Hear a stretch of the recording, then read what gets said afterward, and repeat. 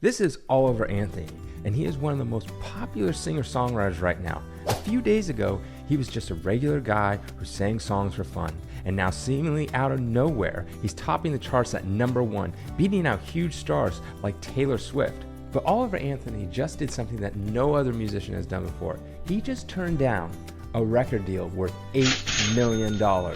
Most musicians would sell their souls for even a record deal that wouldn't even pay them a dime. But not Oliver Anthony. In a recent Facebook post, he says he doesn't even want to be a musician. I never wanted to be a full-time musician, much less sit on the top of the iTunes charts. People in the music industry give me a blank stare when I brush off an $8 million offer.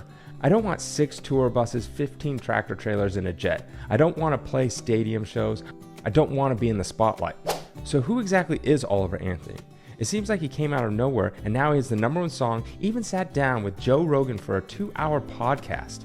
First, Oliver Anthony isn't even his real name. It's more of a stage name. Since my stage, I guess it's not even my stage name, it's Oliver Anthony Music, and so it's supposed to represent music from, Oliver Anthony Music is my grandfather, and so he grew up in the 30s in the mountains and used to tell all these wild stories about how life was back then, but the music's just sort of a characterization of like that period in time and those people, and that's... So yeah, So your real name is not Oliver?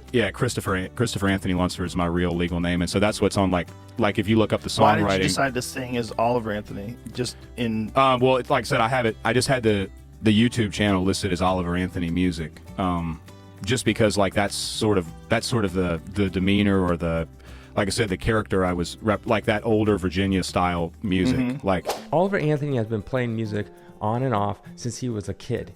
He bonded with his family over his love of shared music tastes. He is a high school dropout and worked at a factory for very low pay. He ended up having a bad fall one day and fractured his skull. Afterwards, he decided to move back home to Virginia, where he bought a piece of property for $97,500, which he still owes about $60,000 on. Then he bought a camper off Craigslist for only $750, put a tarp on the roof, and that is where he's been living since 2019. For years, he was struggling financially and mentally. He said all he would do is get high and stoned after work to pass the time, and that is where his musical journey began. I procrastinated with music a long time. I mean, I'm 31. I've been playing guitar and singing on and off since I was a kid. Like my grandma was in a band. I'd play at a bonfire party or I'd play at whatever. It's a friend's house, and everybody's like, "Man, you got to do something with this. You don't want to waste this talent you've got," and whatever. And that would almost make me feel even shittier because I'm like, oh man, I suck. Like I'm such a piece of crap for not doing something with this. And so yeah, like when I was outside of work, it's like I'd drink, I'd get just absolutely stoned, and I would just sit around and try to think about anything but what it was that I really needed to be doing, which was like... And it's kind of like funny, but that's ended up what kind of sparked me into like writing all these songs and doing all this stuff. So one day he decided to take music more serious and do something beyond playing for friends and families at bonfires. In August of 2020, he uploaded his first video on YouTube. At first, he uploaded just him playing some acoustic covers, some original songs, and even some videos of his dogs. A few years later, he uploaded Ain't Got a Dollar, accompanied by his now signature backwoods performance, which started to gain some traction. But it wasn't until August 8th of 2023 where he would upload a video that would not only change his life, but change the entire nation. In a 10-minute video, Anthony teased Radio WV, a YouTube channel that highlights West Virginia musicians, would upload the debut of Richmond north of Richmond. The singer said it would represent the first song he'd recorded on a real microphone and a real camera, and not just done on a cell phone. In a testament to his low expectations at the time, he said he would be ecstatic if he got at least 300,000 plays on it. In fact, at first, he didn't even want to record his song at all. After a year of posting originals including Richmond's Gold, Cobwebs and Cocaine, Virginia, Feelin' Purty Good, and half a dozen others to little to modest notice, Anthony's modest expectation for Richmond would prove to be too humble by a mile. Within days of its upload, Richmond began gaining traction, shooting to #1 on iTunes charts and topping Apple's music global charts.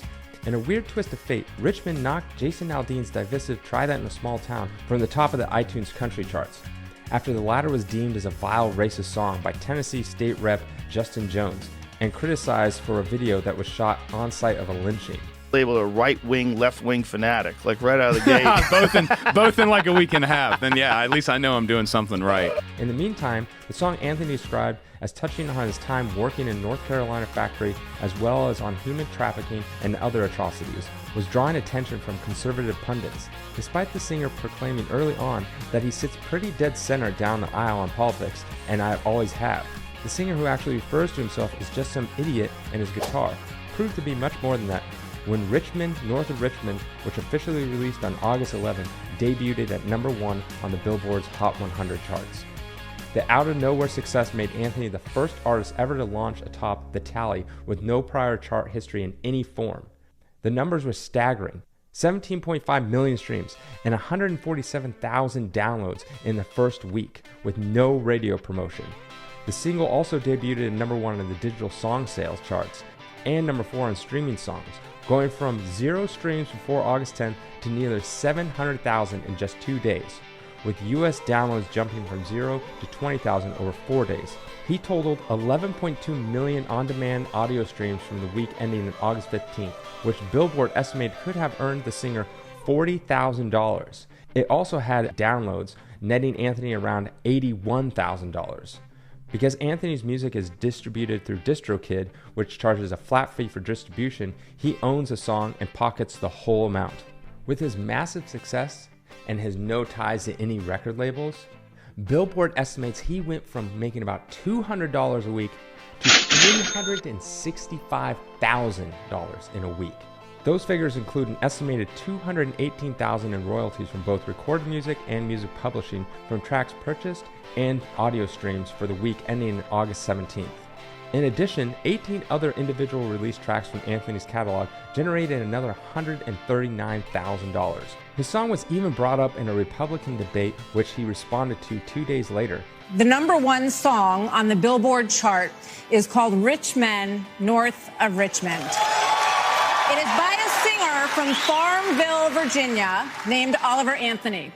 His lyrics speak of alienation, of deep frustration with the state of government and of this country. Why is this song striking such a nerve in this country right now? Anthony posted a 10-minute YouTube video in which he seemed angry by the shout-out, saying, "The one thing that has bothered me is seeing people wrap politics up into this. It's aggravating seeing people on the conservative news trying to identify with me like I'm one of them. It seems like certain people want to ride the attention of the song to make their own selves relevant, and that's aggravating as hell. The only thing I find aggravating is, well, it's funny seeing my song at the presidential debates because I wrote that song about those people. For them to sit there and listen to that cracks me up." He also went on Joe Rogan shortly after, where they talked for over 2 hours about his background and recent success. Even other celebrities have been chiming in about Oliver Anthony. Oliver Anthony's story is a very unique one. It'll be interesting to see what happens to him next. This might be a case of an unexpected one-hit wonder, just a flash in the pan, especially since he didn't even want this to begin with. But I guess we'll have to wait and see what's in store for him and his musical career. You'll be here through these highs and